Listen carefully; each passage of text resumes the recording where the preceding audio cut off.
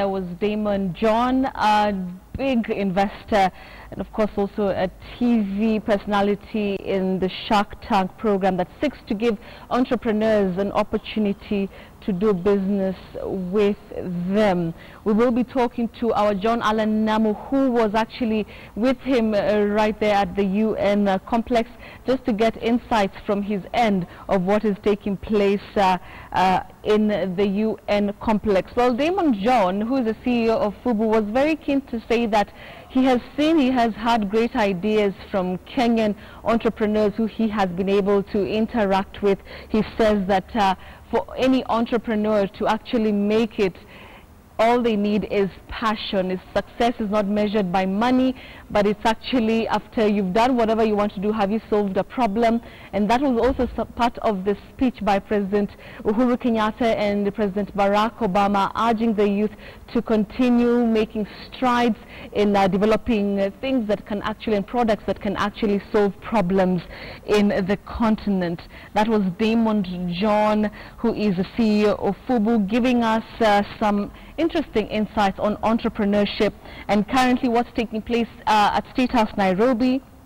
Both governments, the US government and the Kenyan government, are sitting down right now. They're currently holding bilateral talks whereby the cabinet secretaries from our end are part of those bilateral talks, together with 20 congressmen and women from the United States of America. Now the world is talking about that warm embrace, aside from what's taking place in State House, between Barack Obama and his sister Auma Obama when she went to meet him at the airport on Friday evening. Now the question is, how did Barack Obama grow so close to some members of his paternal family based here in Kenya?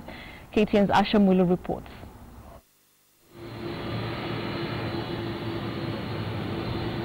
Those few moments as the doors of the Air Force One prepared to usher out Barack Obama for his visit to Kenya, this time as a sitting US president.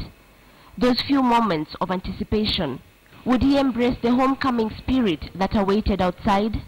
From the quick gallops down the steps to the humble photo op with the little flower girl, and on to the stretch of handshakes with President Uhuru Kenyatta's lineup, Obama maintained his presidential poise, never losing grip of the power that his title drags along. But as he got to the tail end and into the arms of his sister, Dr. Auma Obama, it all became clear. This visit was more than just business. The journey of finding his identity by sifting through the dynamics of his family has been a big part of Obama's life. The romance between Barack Obama's parents grew during their studies at the University of Hawaii. 2 years after his birth in 1961, Barack Obama's father, Barack Obama Sr., left his young family to pursue further studies at Harvard University. At 10 years old, his stepfather, who had now adopted him, shipped him and his mother to his country, Indonesia, where he had secured a job. And then in his teens, Obama was sent back to Hawaii to live with his maternal grandparents, both of whom were Caucasian. Although this multiplicity of cultures gave a young Barack an outlook of the world, it soon grew into the basis of a rigorous quest for self-awareness.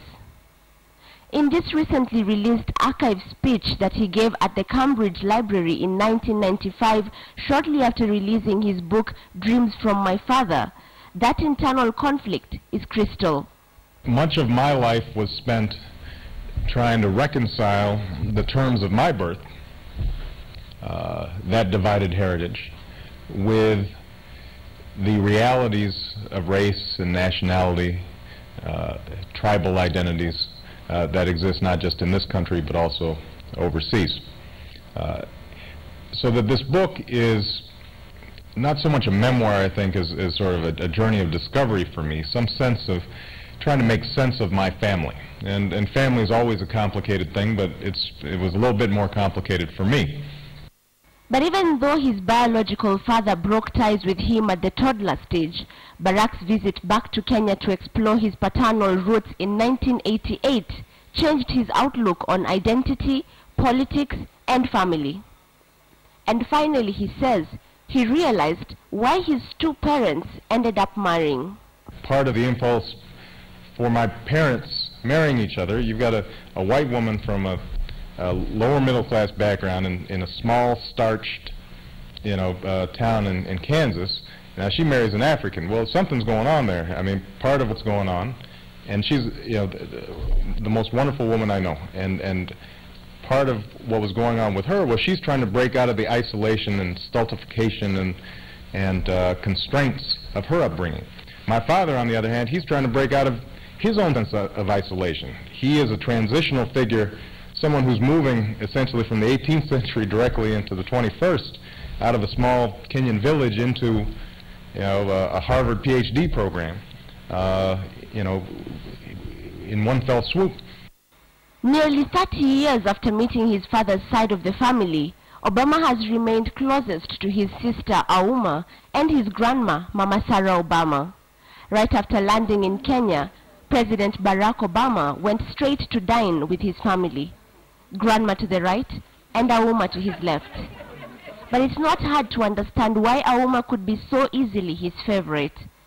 He wrote fondly about her in his first memoir, describing how she carried him in her beetle the first time he arrived in Kenya. So while he'll carry the image of his office throughout this trip to Kenya and Ethiopia, the little intimate moments that President Obama shares with his family will remain significant to his personal journey. Ashamwilu, KTN News.